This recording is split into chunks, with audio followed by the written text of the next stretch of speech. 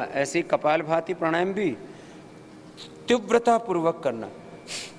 इससे देखो भस्त्रिका से ये ऊपर वाला जो हिस्सा है इसको विशेष बल मिलता है। वैसे तो प्राण का प्रभाव शरीर की प्रत्येक कोशिका पर होता है, कपालभाति से मुख्य प्रभाव आपके फेफड़े से लेकर के और मूलाधार चक्र तक विशेष होता है।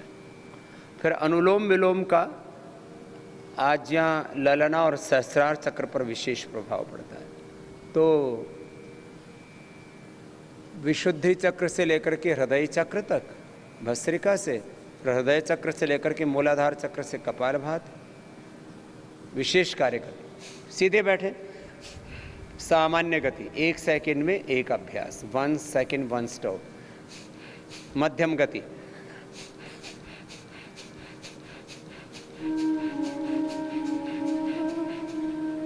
एक सेकंड में 2 अभ्यास हो जाते हैं। तीव्र गति, फिर और भी अधिक सबलता के साथ आप करते हैं। एक बहुत बड़ी ग्रंथि होती है, बहुत बड़ी गांठ, बहुत बड़ी बाधा, बहुत बड़ी चुनौती, बहुत बड़ी समस्या ध्यान में। चित्त 2 ही चीजें जानता है, या तो सोचना, और सोचना बंद कर दे तो सोना। ये तीसरी अनुभूति नहीं हो पाती। सोचने और सोने के पार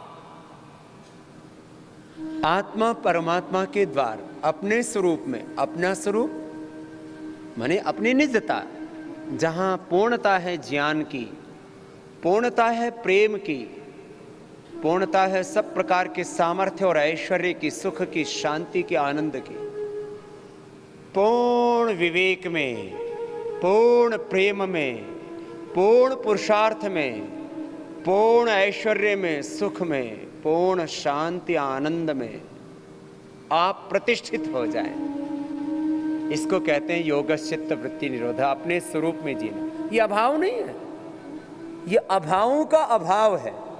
क्या बोला मैंने? सब प्रकार के अभावों का अभाव, दिव्य भाव। तो इसमें भी ऐसे है, तो तीव्रता पूर्वक करते हैं ना, तो ना तो सोचना रहता है न सोना रहता है, दोनों के पार चले जाते हैं। मैं भी जब ध्यान करता था तब जैसे ही सोचना बंद करो तो सो जाता था। ये इस कपालभाति ने मेरी जबरदस्त मदद की।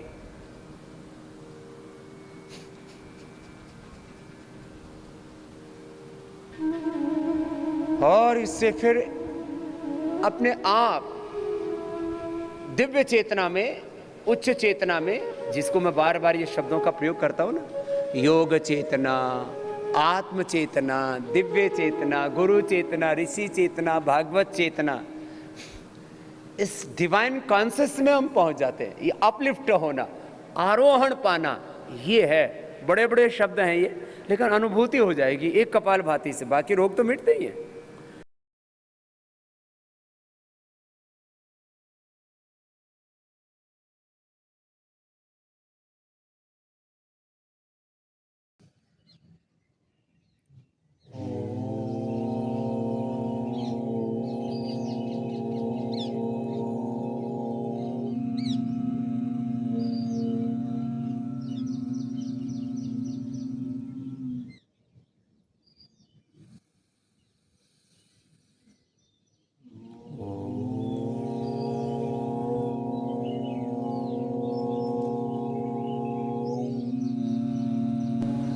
किसी को अलग अलग प्रकार की डेफिशिएंसीज हो जाते हैं, किसी को सेल्स डिपॉजिट हो जाते हैं, एक जगह गांठ बन जाती है, कैल्शियम डिपॉजिट हो जाता है कहीं पर भी, तो पथरी और अलग अलग तरह की और दूसरी व्याधियां हो जाती हैं। बहुत समस्याएं है, समाधान है योग। तो कपालभाति के शारीरिक लाभ तो हैं ही हैं। कपाल माने माथा, भांति वाली दीप्ति, चेहरे पर तेज, ओज, नेचुरल ग्लो, शाइनिंग, चमकता हुआ भाल, ललाट।